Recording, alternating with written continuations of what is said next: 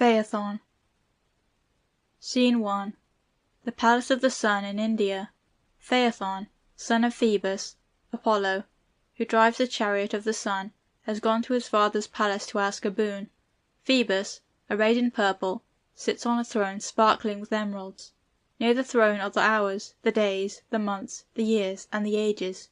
Spring too stands near, wearing a wreath of flowers, with summer, whose garland is made of ears of corn.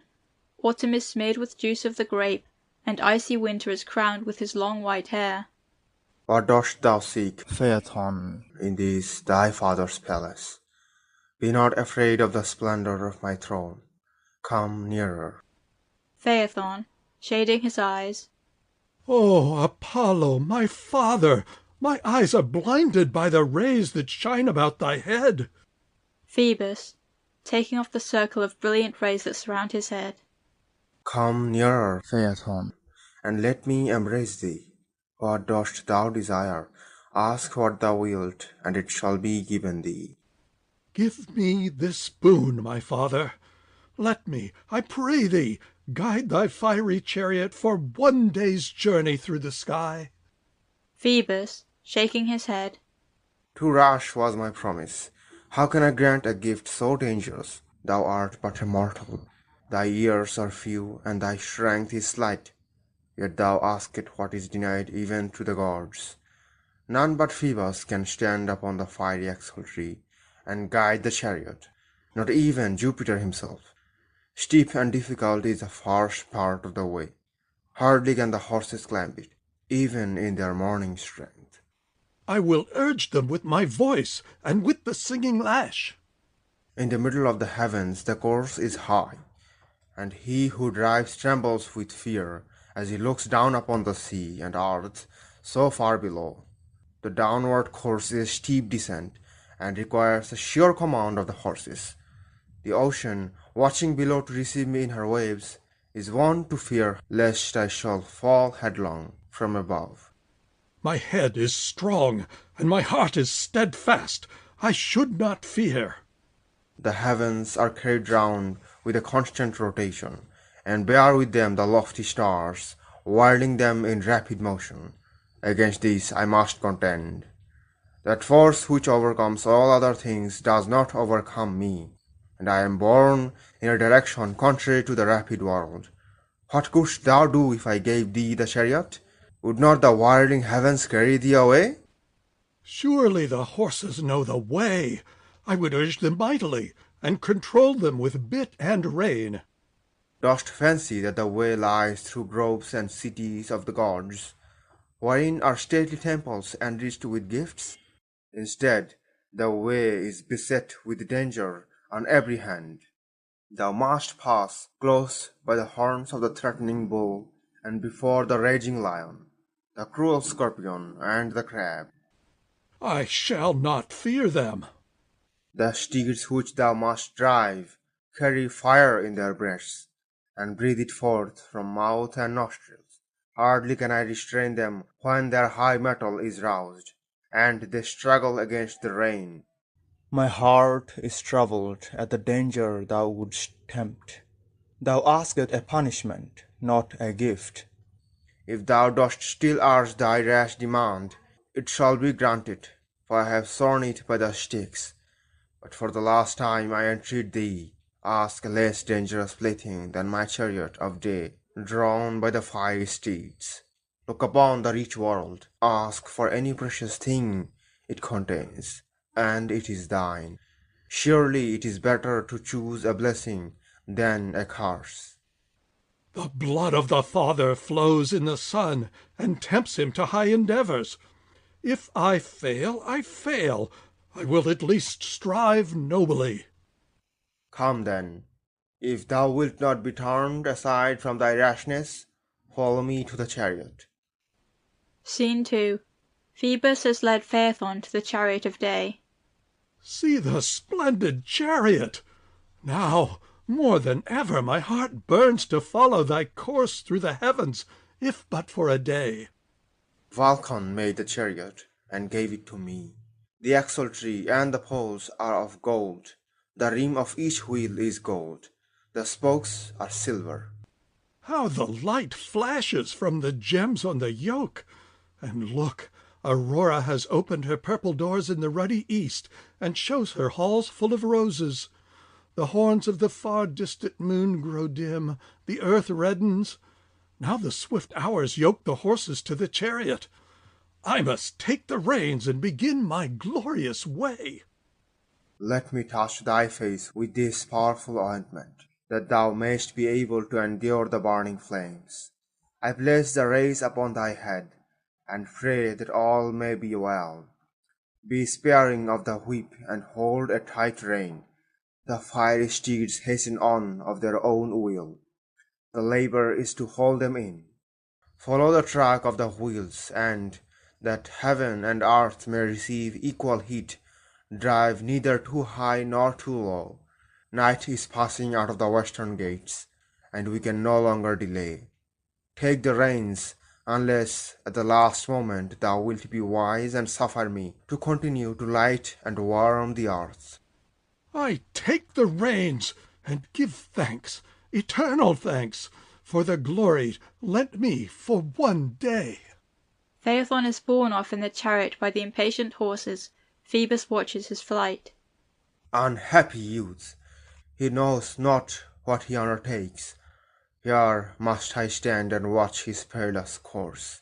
See, the chariot, without its accustomed weight, swings from side to side. The steeds rush headlong and leave the troubled road. Phaethon, Phaethon, tighten the rein. It is the only hope.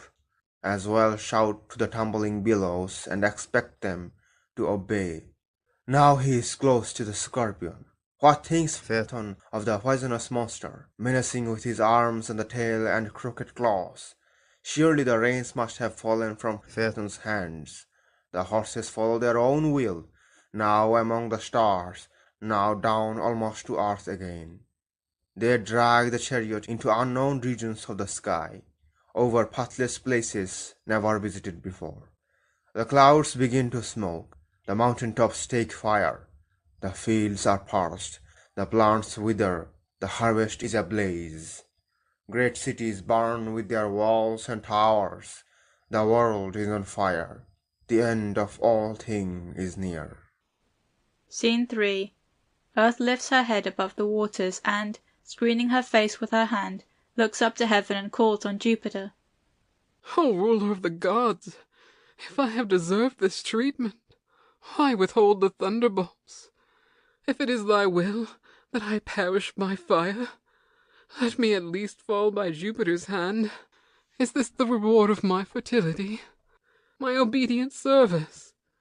Is it for this that I have supplied herbage for cattle, and fruits for men? What has the ocean done to deserve such a fate? The waters shrink, sea and earth will perish together. If we cannot excite thy pity, think of the danger that threatens heaven. The poles which sustain Jove's palace are smoking. If they are destroyed, the palace must fall. Atlas faints and with difficulty sustains his burden. O Jupiter, save us from the devouring flame. Deliver us. Save us. Listen, all ye gods, to earth's complaints. Bear witness that unless I give my aid, earth, sea, and heaven will perish. Phoebus, unhappy father of a rash, misguided son, see to what he has brought us. Bear witness that unless I stop his career, nothing can save us from total ruin. Neither clouds nor showers remain.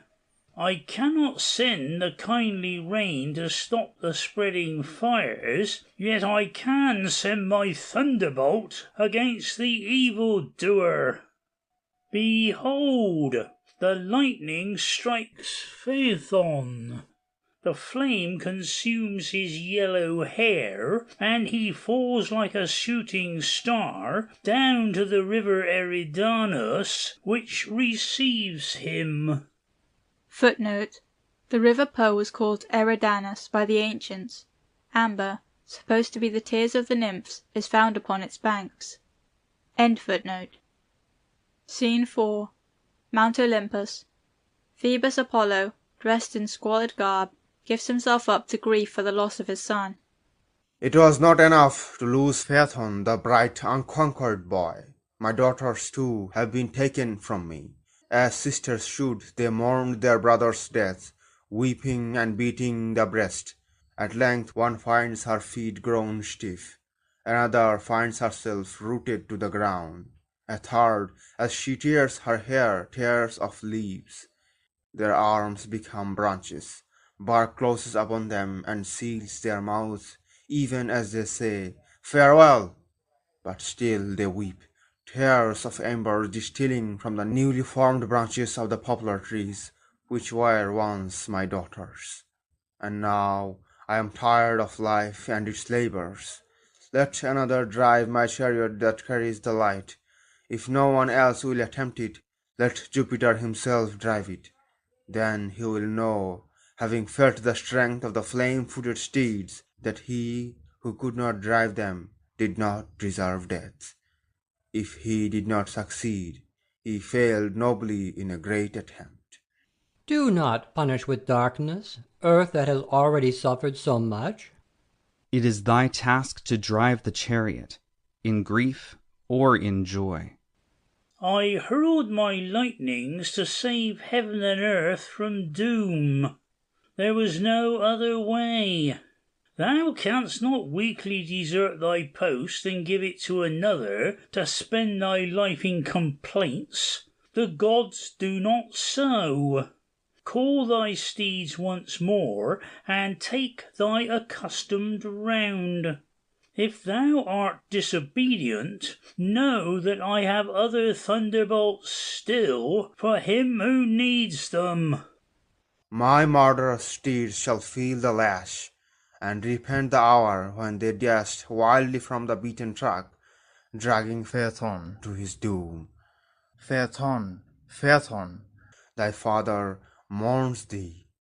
Would that thou hadst asked some other boon, Phaethon. my son. End of Phaethon.